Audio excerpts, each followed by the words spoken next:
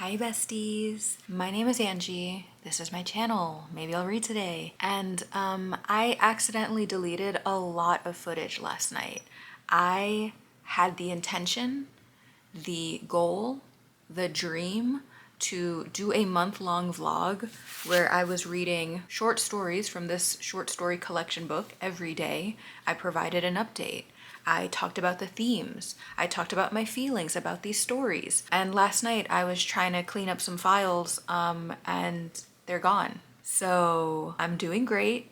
I'm feeling amazing. And I decided rather than like reveling in this moment of despair and distress and lowercase depression, I'm going to pivot and we're going to do a different type of video where we're going to focus on positivity and community and good vibes. So in this video, we're actually going to talk about all of my recent favorite things, and more specifically, all of my recent favorite like creators. Everyone's algorithm is fucked. And so if this allows me to introduce you to some cool, smart, creative people and maybe bring light to your otherwise bleak as fuck algorithm, it feels like the least I can do. And this also allows me to fangirl for about 15 to 20 minutes and get really parasocial about it. And so I don't really like to revel in the parasocialness of the internet, even though it's inevitable and it is just the way that the internet works now. But like as a little treat, we're gonna get a little parasocial. So I created this list last night, and to be honest, it was quite grounding and quite like healing to like focus on all of these things that I enjoy instead of focusing on the big capital M mistake that I made. So the first thing on my list is actually a podcast. I am not a huge podcast listener anymore. I used to dabble in a couple of podcasts and I have since kind of quit them. Not for anything wrong with those podcasts. It just feels like they were moments in my lifetime that are like no longer relevant to what I'm interested in. But I recently got into a new podcast called What Are We Even Doing with Kyle MacLachlan. It is a new podcast. Like they have like 3 or 4 episodes out now. And it is such a freaking delight. The structure of the podcast is pretty straightforward. We have Kyle MacLachlan interviewing different actors, different creators about their work, about their craft, about their life. The thing that makes this so enjoyable is just that like Kyle MacLachlan is a delightful person to listen to. And this is what I mean by we're gonna get a little parasocial, because I don't know this man. I barely know this man like artistically. Like truly the only thing I've really watched starring Kyle MacLachlan was Twin Peaks, and that was like in the 90s. And then I've just ignored him for most of his career. And then he started popping off on social media and he's just a delight. He's just so silly and so goofy. And that's a lot of credit to his like PR team, but also a lot of credit to himself, because he is like down to get a little goofy. And that's reflected in this podcast. He's such a silly, goofy, like lighthearted interviewer. And I think it really benefits the interview and the podcast as a whole, because it puts the interviewee at ease and then they're just having a conversation. They're just keeping it real cash. There's no other word to describe it than delightful. I think the other reason why I'm really enjoying this podcast and this format and this man in particular is because there is nothing that brings me more joy than like an older adult being silly and goofy and weird, and being okay with being silly and goofy and weird. I feel like we have such a stigma in our society, and obviously I'm talking about a very specific like US scope, and even within that US scope society, I'm speaking specifically to like Northeast kind of society, because that's where I grew up. I'm sure it's very different in other places. But my general point is that I feel like we live in a society where it is expected of us to become more serious, more beige, for lack of a better word. And so when I witness an older person be silly and goofy and weird, it's just a reminder that it doesn't have to be that way, and actually being silly and goofy and weird is like the way to go, because now you're being your true self and you're having fun and you don't care if you're being judged. And I think that's just great. And so like Kyle MacLachlan, two thumbs up. This podcast, if I had a third hand, 3 thumbs up. But I only have 2. And that's really all I got for podcasts. Like I really don't listen to them as much anymore. But what we have been doing is watching a lot of YouTubers. And there are a few booktubers that I still keep track of. But if I'm being totally honest, My algorithm, my subscription page has very wildly changed in the last 6 months. I am mostly watching fiber arts, artist, creatives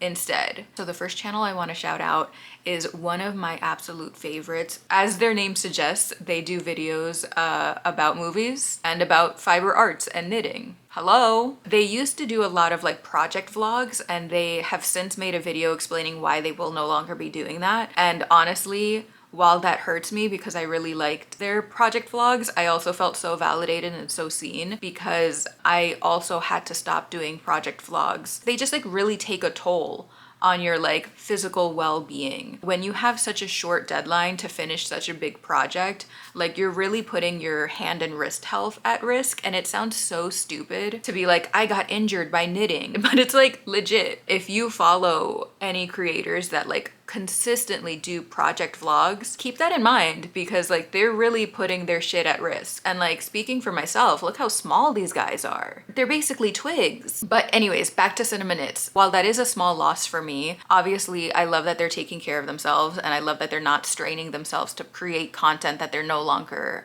interested in. But now they're focusing more on like video essays. They do like pattern bundle videos, but the real bread and butter for me on this channel is them doing deep dives on knitwear featured in movies and TV series. One of their most recent videos was a deep dive on all of the knitwear in When Harry Met Sally. I admittedly, while I love this channel, have not seen this video yet because I have not seen When Harry Met Sally yet. So my goal this month is to watch that movie and then finally get to watch that video. But I do also know that they're working on a Twin Peaks video of the same nature, which is so impressive because Twin Peaks is obviously a TV series, but it's also a TV series set in the Pacific Northwest in the 90s, and literally every other episode has like at least 10 sweaters that you can talk about. So impressed by the amount of work that they're dedicating for this video, and also so wildly excited for this video because the knitwear featured in that series is like so pristine and beautiful and stunning. That actually reminds me of another content creator on Instagram. They were not originally on the list, but I am gonna include them in the list. And this is now a little out of order because I was gonna do YouTube first and then Instagram, but this is relevant now. There is an Instagram user called Blue Rose Knit, and they make free patterns inspired by the knitwear found in Twin Peaks. This is so dumb because I could just add a screenshot, but I'm gonna do it like this anyways. This little number, you can make it yourself. Isn't that neat? I haven't made any of the patterns myself yet, but they are definitely on my radar. I definitely want to do something in the future. I've just been busy and I just have a bunch of projects that I'm already currently working on. But moving back to YouTube, another channel that I want to shout out is Kimberly Rodriguez, and their channel is a variety of different things.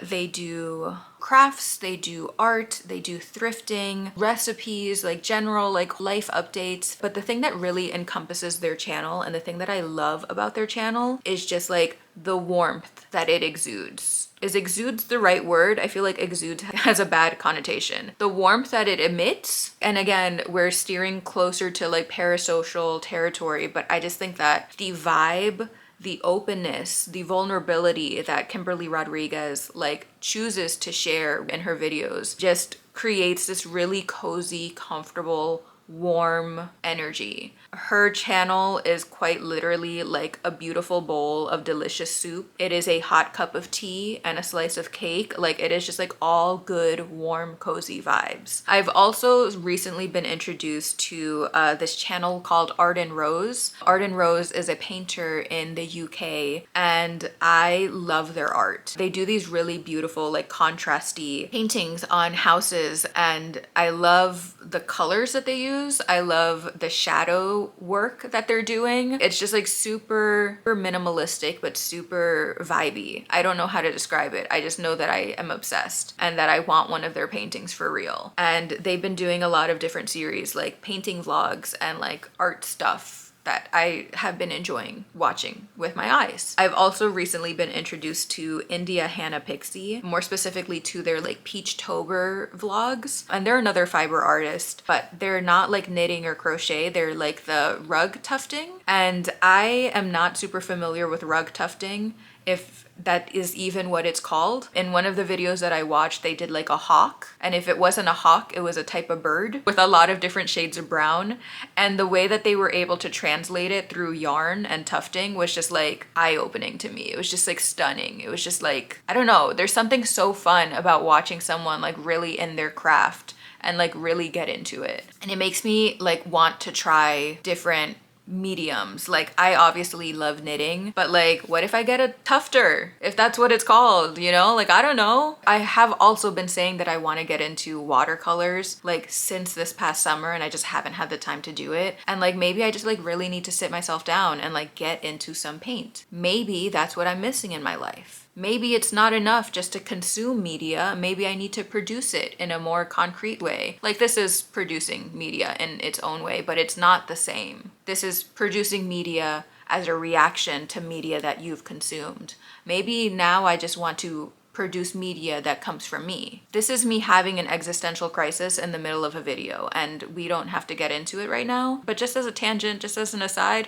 been rethinking this channel a lot lately. Haven't been having a lot of fun with the reading alone lately, which I think is a problem that I've had throughout this channel, but I just haven't figured out a way to translate it into a new form, a new vibe. And I think the reason why I've been so into these content creators lately is because they are doing something that is scratching my brain in a way that reading vlogs have since not scratched my brain. They are doing something that is inspiring me to maybe potentially do something different. But anyways, the last YouTuber that I want to shout out is a content creator called Tessa Perlow. They're another fiber artist, but I think they mostly focus on embroidery, but their channel also focuses on different mediums as well. I think they do sewing projects, as well as painting, as well as thrifting, as well as like upcycling things. And they also just like have a really cool vision for their art that I'm like super into. But one of their most recent videos was essentially their like autumn mood board, where they dissected like what they're looking to explore in this season. A lot of like medieval inspired art, a lot of tarot inspired art, a lot of like oil paintings and such. And it was just like really inspiring and really cool to be able to see someone break down their mood board and their vision in that way. Moving on to Instagram, there's really just one Instagram content creator that I want to shout out, and it's not necessarily like inspirational or like cool girl chic. It's an account called Show Tools AI, and it's this guy who breaks down like viral AI videos and like teaches you what to look out for so that you are aware when a video is AI or not. So rather than being like cool girl chic, this is just like an educational recommendation. I think we are in an age where AI videos are getting more and more advanced at a pace, at a speed that we were not prepared for. So I think this account is really great. It really breaks things down, helps you look for differences in texture, differences in speed, differences in shadows that will really inform you when a video is not super obviously fake. Another Instagram account that I'm into lately is Natalia Torres. She is a fashion content creator in Ecuador, and she does a lot of videos recommending like Ecuadorian fashion brands, and a lot of these fashion brands are really freaking stinking cute. But I just really appreciate what they're doing in like highlighting Ecuadorian artists and brands and moments in fashion, because I feel like Ecuador is such a small country and like their cultural impact is quite small in the grand scheme of things. So just like having a creator like highlight them and really bring them to the conversation just like feels really good in a like cultural like pride kind of way. One day I will get my hands on some cute little Mary Janes. That day is not today because I really shouldn't be shopping. But that leads us to my next segment, which are small businesses. I feel like small businesses are really getting the brunt of everything that's going on in the world, and I just want to highlight my faves, talk about them again on this channel. And I say again because the first one is Super Yaki. Super Yaki is an apparel brand. They do t-shirts, hoodies, tote bags, hats, blah blah blahs based on movies. I believe they're like a company of 2 people, and that's kind of buck wild to me because they do drops like pretty frequently, but their designs are cute, the quality of their products are great.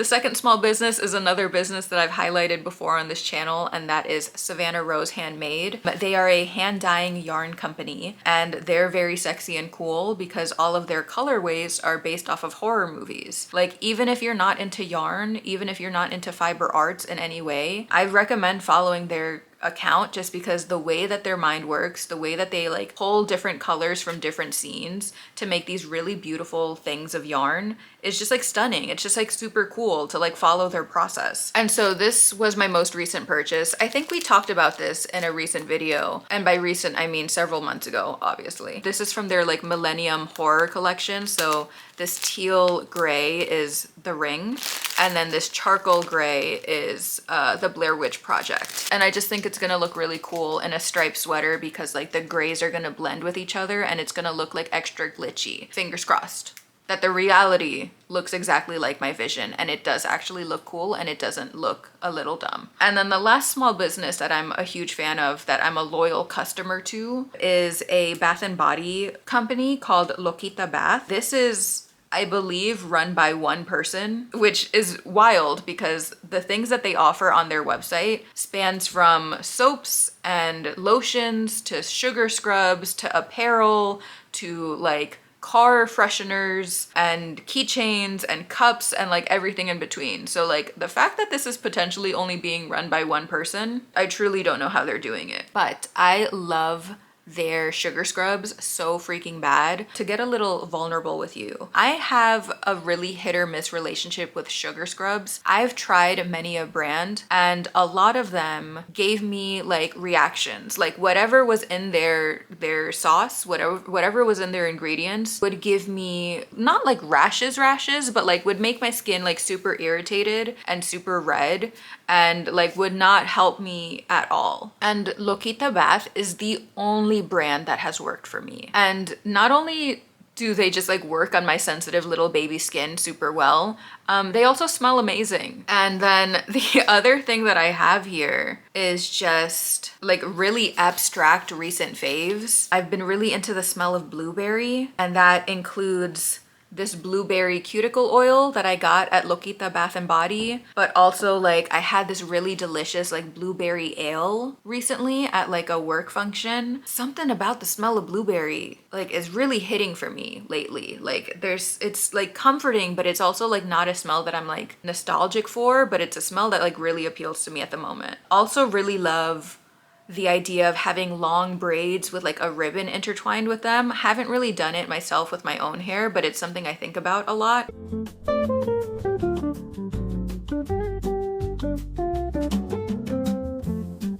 Starting a new journal always feels good. Recently, I've had to buy a new notebook for like studying purposes, and it was just like such a thrill to me, one, to buy a new notebook and to start on a new fresh clean page, but also like studying in general. Like I feel like I haven't really sat down and had like a curriculum, a goal, exam to look forward to in such a long time, and I feel like studying what I'm currently studying has like scratched and opened up my brain in a way that I didn't realize I missed. And I miss learning, you know, like it's not enough just to like read fiction books. Like I want to read something that I can use in the future. This isn't hate to any fictional books or to any fictional book readers. It's just like something that I've been thinking a lot about, and how I need to like incorporate more and more nonfiction and more like skill-based learning in my life. You know, it's not enough just to like read abstractly.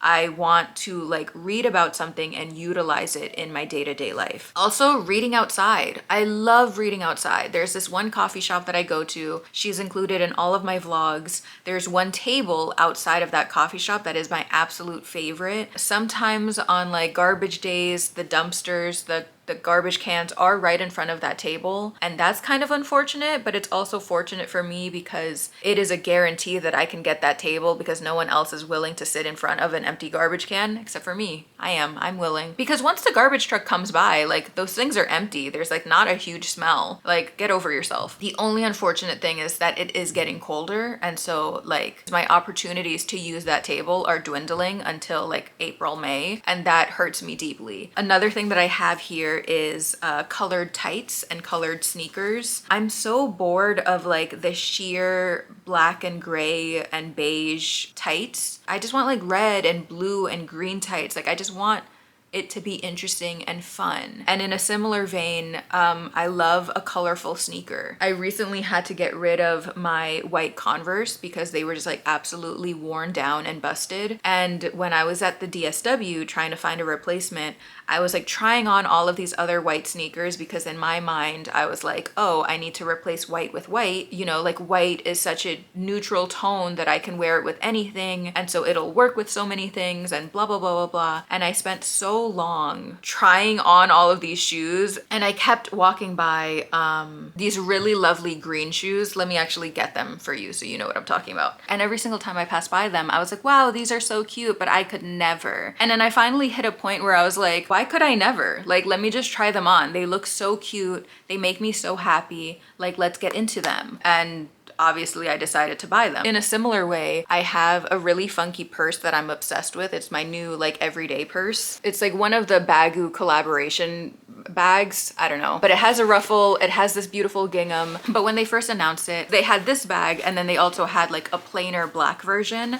And I was so torn because I was like, this is the bag of my dreams. It is so colorful, it is so fun, it is so joyful, but it wouldn't go with everything that I own. And it'll clash with so many of my clothes and blah, blah, blah, blah, blah, blah. And on one hand, I'm right because I'm a Gemini rising, so I have a lot of like really big statement pieces, but I don't have a lot of like neutrals to like counteract the statement pieces. So like sometimes my outfits can get a little messy. But on the other hand, like if I had just gotten the plain black version, I knew that I would have been super bummed and I wouldn't have been like as excited to use it. It would have just like been a half joy. So obviously decided to follow my heart, follow my joy, got the funky bag, and I don't even care if it doesn't match my outfits. Like I just think it's so fun. And what is there to say except that I'm an Aquarius with a Gemini rising? I love to be quirky, I love to be different. What I'm really getting at with the colorful tights and shoes and bags is to bring color into your life. Just get a little funky and weird with it, you know? Like